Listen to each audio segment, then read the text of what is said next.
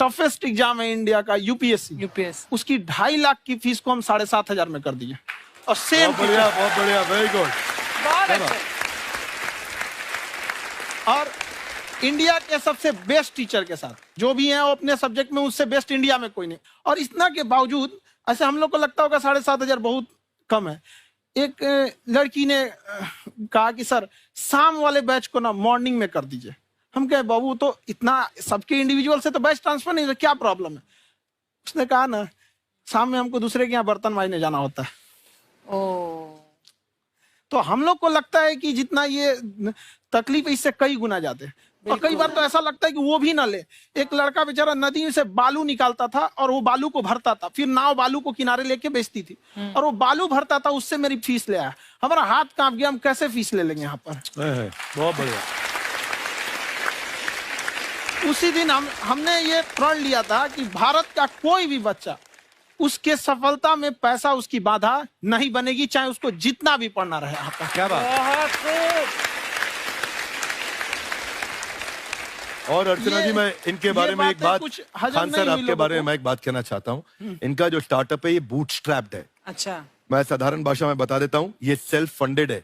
इन्होंने अभी तक किसी और से पैसा नहीं लिया है। ये इन्वेस्टर के पैसे से नहीं, इन्होंने खुद इसको बिल्ड किया है। और बल्कि इतना स्ट्रॉन्ग स्टार्टअप है ये कि मैं कहूंगा कि अगर इन्वेस्टर्स को इन्वेस्ट करना हो तो मैं इंडोर्स करता हूँ ऐसे स्टार्टअप्स को।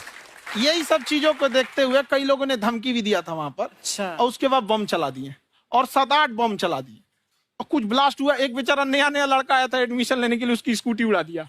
वो आया था, कहा कि सर हम तो पढ़ने आए थे, हमारा स्कूटी उड़ गया।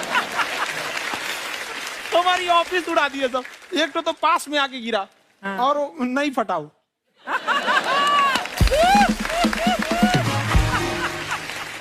बाद में बहुत सारे लोग धमकियां दिए, लेकिन कहते हैं ना सूरज कितना भी तेज चमक ले समंदर नहीं सुखा सकता। वाह वाह वाह, क्या बात है। मैम एक्चुअली ये फीस कम करने का एक और रीजन है। 2.5 लाख 3 लाख की जो फीस में सब लोग पढ़ाई अफोर्ड नहीं कर पाते। इसलिए वो कुछ ही लोग अफोर्ड कर पाते हैं, तो उनका मेंटल लेवल तो बहुत ऊपर चला जाता है। लेकिन एक पूरे देश का मेंटल लेवल थोड़ा सा स्टेबल नहीं हो पाता। तो जब फीस कम रहेगी तो हर वो लड़का तैयारी करने के लिए आगे आएगा जिसका सपना है देश के लिए कुछ करने का। सीटें लिमिटेड हैं, उन्हें को मिलेगी, लेकिन जिन्हें नहीं मिलेगी उसे मिलेगा देश का एक जिम्मेदार नागरिक। तो इस देश को बदलना। क्या बात है। हम लोग विश्व गुरु कहे जाते थे, क्यों? क्योंकि दुनिया से लोग हमारे यहाँ पढ़ने आए थे। चाइना से ह्वेनसांग आया, फायान आया, आज कोई नहीं आता है। हम लोग का उद्देश्य एक समय आएगा जो फिर आएंगे यहाँ पढ़ने के लिए। क्या बात है। पर आप देखो अर्चना जी, सबसे ज्यादा IPS IAS बिहार से निकलते हैं। आप देखो पढ़ाई लिखाई में पॉलिटिशियन बहुत बड़े बड़े निकले हैं। तो ऐसा नहीं है, हर जगह ऑप्शन भी नहीं है वहाँ पे, इंडस्ट्री नहीं है, खेती करेगा तो कोई खास वो नहीं रहे। ऑप्शन भी नहीं है, सही बात है। बिहार की मिट्टी में एक चीज है, जिद तो बहुत जबरदस्त है। कुछ भी नहीं रहेगा तो सब कुछ पाने का उसको जिद रहेगा, करके भी दिखा देगा। वहाँ पे कर देंगे हम यहाँ पे। विवेक सर, आपके बारे में हमने सुना एक बार आप संन्यास लेने चले गए थे। कौन वापस लेके आया आपको? फिर कहाँ तक पहुंच गए थे आप? नहीं, मैं MBA की पढ़ाई के बाद मैं ये सोचा था कि अपना जीवन भगवान की सेवा में समर्पित कर दूं। अच्छा जी। बहुत साल मैं वृंदावन में रहा था और गुरुकुल में रहा था। अच्छा। और वहाँ सेवा करना, बहुत अच्छी शिक्षा मिली। मैं बोलता हूँ मेरी असली MBA वही थी, मोस्ट ब्यूटीफुल एसोसिएशन। वाह। और मैं वहाँ भगवत गीता पढ़ी, जहाँ मुझे गीता से लगाव हुआ। तो मेरे गुरुजी का आदेश था कि आप भगवत गीता को बिजनेस मैनेजमेंट के साथ जोड़ के देश दुनिया में बताओ। मेरे को लगा बड़ा मुश्किल काम है। मैंने बाद में देखा कि डॉक्टर स्टीफन कॉवी, जिनकी किताब है 7 habits of highly effective people, आप सबने पढ़ी होगी। उन्होंने बोला मैंने 7 हैबिट भगवत गीता से लिए। और हमारे देश के लोग ऐसे हैं जो मेरी किताब पढ़ते हैं, जो कि 3.5 मिलियन कॉपीज बिक चुकी हैं, और भारत में भगवत गीता नहीं पढ़ते। तो मुझे लगा कि मैं गीता विद मैनेजमेंट के ऊपर आकर के बातचीत करूं। मुझे लगा बहुत कठिन होगा, पर मेरे गुरुजी का आदेश था कि कठिनाई आपको तभी तक दिखेगी जब कठिनाई को देखोगे। तो एक छोटा उन्होंने मुझे बताया, पूछा कि इस कमरे में लाल रंग कितनी जगह है, देखो आप भी एक बार जरा देख के बताओ। कुछ 7-8 जगह लाल रंग दिख रहा है यहाँ पे आपको? 1 ये 2 वो लाल रंग टी शर्ट पे, 3 4 5 ये लाल हो गया, 6 उधर लाल हो गया, 7 एप्पल लाल, बिल्कुल ठीक 7। पर जब आप लाल रंग ढूंढ रहे थे तो क्या आपको हरा रंग दिख रहा था? Yes no? नहीं। जब आप लाल रंग ढूंढ रहे थे तो क्या आपको काला रंग दिख रहा था? Yes no? नहीं। नो। जिंदगी भी ऐसी है, जो ढूंढोगे वही मिलेगा, बाकी कुछ नहीं मिलेगा। तो उन्होंने कहा कि आप इसी सोल्यूशन पे फोकस करो और गीता के मैसेज को पहुंचाओ। तो मैं बिजनेस मैनेजमेंट के प्रोग्राम्स कॉर्पोरेट्स में करने शुरू किए, क्योंकि गीता पहला मोटिवेशनल सेमिनार जो पृथ्वी के इतिहास में कपिल जी हुआ, वो कृष्ण ने दिया था। पहले मोटिवेशनल स्पीकर इस पृथ्वी के इतिहास के कृष्ण थे, जिन्होंने अर्जुन को रणभूमि में मोटिवेट किया था। बड़ी पेशेंस कृष्ण ने अपने लीडरशिप क्वालिटी से दिखाई, वो मुझसे मुझे बड़ा इंस्पायर किया, वो चर्चा ने इंस्पायर किया और डिस्कशन ने इंस्पायर किया। तो उस डिस्कशन को मैं आज भी लेके चलता हूं अपने साथ। कहां सर, हमने सुना है आप 5 स्टार में रुके थे कल और नीचे जाके वड़ा पाव खाने गए आप रेहड़ी पे। एक्चुअली क्या है ना कि वहां जो चीजें सीखने को मिलती है ना, खाली पेट और खाली जेब इंसान को जो सिखाते हैं वो किसी यूनिवर्सिटी कॉलेज में नहीं सिखाया जाता। और गरीबी बड़ा बेशरम चीज होती है। तो कहते हैं कि मौत भी तू जल्दी आया कर गरीब के घर में, कफन का पैसा भी खर्च होता है दवाइयां खरीदते खरीदते। हाय हाय हाय, क्या बात है। और खान सर की खासियत ये है कि जिसको तो पढ़ना है, जिसको एजुकेशन चाहिए, वो तो इनका वीडियो देखते हैं, लेकिन वैसे भी कई लोग, जैसे अर्चना जी बात करी थी, कहती मैंने जब देखना शुरू किया तो मैंने बैक टू बैक इतने सारे वीडियोस देखे, क्योंकि आपका जो तरीका जो बोलने में, एक तो इनकी जो टोन है पढ़ाने में, और साथ साथ में जो ह्यूमर आता रहता है, तो उसकी वजह से और भी इंटरेस्टिंग हो जाते हैं आपके वीडियो। शुरुआत में हम लोग जब स्टूडेंट लाइफ में थे, या हम कई स्टूडेंट को भी देखते हैं, वो बेचारे जब थक जाते हैं तो आपका शो देखने लगते हैं। तो शुरू में हमको लगता था जब कि अरे यार हमारी पढ़ाई उसके लिए है, लेकिन पढ़ाई में थक जाता है, शो देख के नहीं थक जाता है। तो हमने सोचा दोनों को मिक्स कर देते हैं। तो हमने उसको, और आज आपको पता नहीं हमने भी यही किया है। मिक्स करने। हमारे एजुकेशन सिस्टम में 2 कमी है, एक एजुकेशन की, दूसरा सिस्टम की। आप पटना से है ना? हाँ। हमें भी पटना पसंद है। बस कोई पटाने वाला चाहिए। नहीं, मजाक नहीं कर रहे हैं। आपका जो चैनल है, हम दिन में 10 बार आपके चैनल को सब्सक्राइब करते हैं। दिन में अरे हाँ, और बेल आइकन तो हम इतने जोर से दबाते हैं कि बाकी यूट्यूब वाले बाहर निकल के देखते हैं कि ये कौन है जिसने इनका चैनल इतना जोर से दबा दिया बेल आइकन।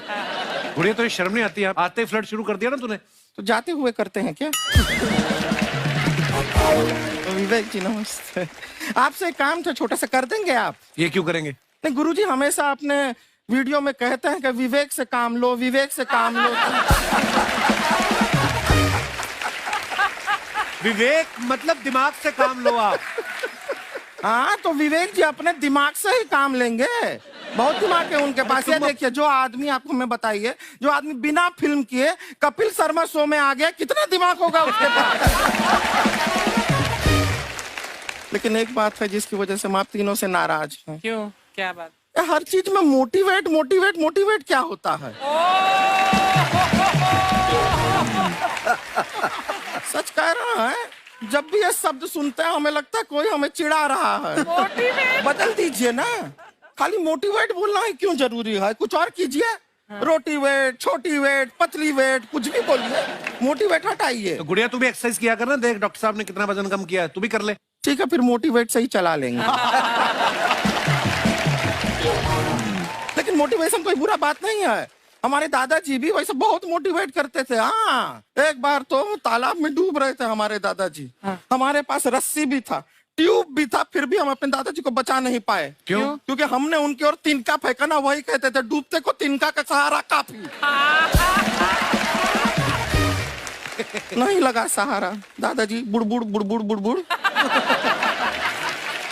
गुड़िया, तू क्या करने आई इधर? अरे हाँ, हम क्या करने आए हैं, एक पूछना था सर, खान सर, ये जो हमारा एक चाचा का लड़का है, उसको क्या है, थोड़ा पढ़ाई में प्रॉब्लम हो रहा है, तो 12वीं का पढ़ाई आप उसको अच्छी तरह करवा के 12वीं पास करवा देंगे आप?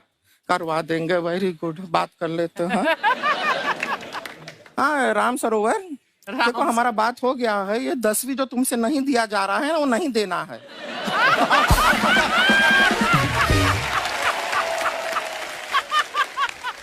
टेंशन नहीं है, 10वीं का खान सर से बात हुआ, ये सीधा 12वीं पढ़ा के पास कर देंगे। अरे ऐसे नहीं होता, पहले 10वीं पास करनी पड़ेगी, फिर 12वीं होगी ना। ऐसा कोई जरूरी नहीं है ये सीक्वेंस। हमारे मौसा जी थे, उनसे ना 10वीं हुई ना 12वीं हुई, अभी 3 दिन पहले सीधा उनकी 13वीं हुई। एक्चुअली क्या है, पढ़ाई लिखाई का हमको बहुत ज्यादा नॉलेज है नहीं। गांव में पढ़े हैं ना सर। स्कूल कहाँ होते थे अर्चना जी, गांव में स्कूल नहीं था, पेड़ के नीचे पढ़ते थे हम। यहाँ तक कि हमारे पास ब्लैक बोर्ड भी नहीं था। हमारे मोहल्ले की जो भैंसिया थी उसको खड़ा करके टीचर उसके ऊपर लिख के पढ़ाती थी। मजाक नहीं कर रहे हैं। और आप तो समझ रहे हैं, अभी ब्लैक बोर्ड की एक अटैच डस्टर था ब्लैक बोर्ड का, समझ रहे हैं ऐसा, वो पीछे से आता था, लिखा हुआ मिटाता था और चला जाता था। ये तो कुछ भी नहीं है। एक बार क्या हुआ, हमारा स्कूल शुरू हुआ, शुरू होते ही 2 महीने के लिए छुट्टियां हो गई। क्यों? ब्लैक बोर्ड ने बछड़ा दिया था ना। तो वैसे आप लोग ना इतने ज्ञानी हैं, सब कुछ जानते हैं। आपसे एक टेक्निकल सवाल पूछे। एक बार ना 4 दोस्त थे, 4 दोस्त, साम दाम दंड भेद। वो डिसाइड करते हैं कि चलो एक गेम खेलते हैं, तो टीम्स बनाते हैं। तो साम दाम ने एक टीम बनाया। इस पे भेद को बहुत गुस्सा आया, पता है क्यों? क्यों? क्योंकि भेद को दंड मिलाना।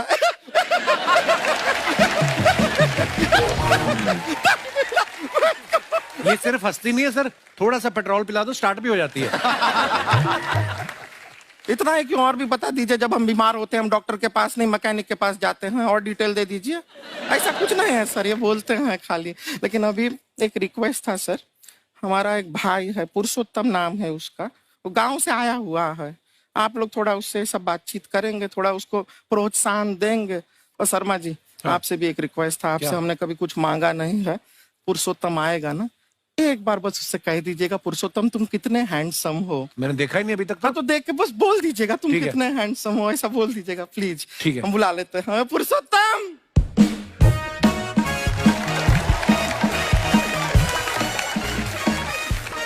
ये पुरुषोत्तम है। वाह, तेरा भाई बड़ा हैंडसम है। है तो हमारे खानदान में सब हैंडसम है, ज्यादा चापलूसी करने का जरूरत नहीं है। देखा हमारा यहाँ पे कितना चलता है। एक नंबर दीदी, एक नंबर। सब लोग हैं, नमस्ते कर दो। ये बड़ा अच्छा लड़का है, गांव में ना भैंस चराता है, इसको थोड़ा मोटिवेट कीजिए ना। नहीं तो मतलब भैंस चराता है तो मोटिवेट करके क्या होगा, शेर चराएगा बाद में। अरे शेर चराएगा तो शेर इसको चर नहीं जाएगा। नहीं नहीं, ऐसे हम खाली कह रहे हैं, तुम्हारा चेहरा थोड़ा बकरी जैसा है ना, तो वैसे ये सब बड़े बड़े लोग हैं। इनको बताओ कहा क्या बनना चाहते हो जीवन में आगे? HR। HR? अरे वाह, देखे कोई बड़ा कंपनी में ह्यूमन रिसोर्स का काम करेगा ये। अरे HR मतलब दीदी ऋतिक रोशन, टिनी दिन दिन दिनी दिन दिन। ना जूता पहनने का काम किया करो, जूता खाने का नहीं। काम किया है, कुछ बड़ा किया है लाइफ में? किया है ना दीदी, एक बकरी के बच्चे को बड़ा किया है। तो क्या जिराफ बना दिया बकरी के बच्चे को? अरे कुछ अलग किया है। हाँ दीदी, अलग किया है। वही बकरी का बच्चा भैंस का दूध पीने जा रहा है, तो हमने उसको अलग किया है। इससे नहीं होगा, मैं रहने दो, इधर आओ। ये देखो इतना बड़ा बड़ा लोग बैठा है, इनके सामने ऐसा बातें करोगे? इनसे मिलो, इनसे मिलो। विवेक जी तो कितना मार्केट के बारे में भी जानते हैं, मार्केट का कोई सवाल पूछो इनसे। सर परसों जो है मार्केट में हमारी साइकिल गायब हो गई, आपने देखा है क्या? हमारी साइकिल गायब हुई ना? हाँ। इसलिए दिमाग से पैदल हो तुम, पैदल समझते हो? हाँ। चल लोगे? 20 कदम चलोगे? हाँ। हाँ, घूमो जरा, अभी 20 कदम चल के दिखाओ। निकलो।